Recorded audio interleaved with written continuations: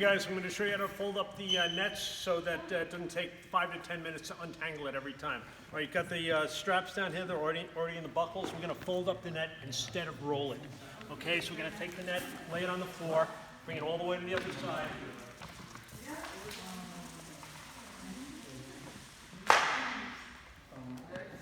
Pick it up, same thing over here.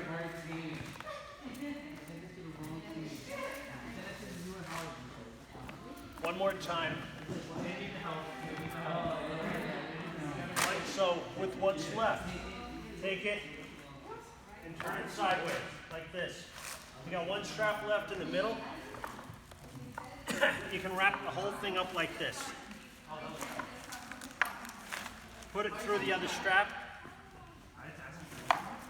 Fits right in the bag, and you can carry it like that. It comes apart so easily.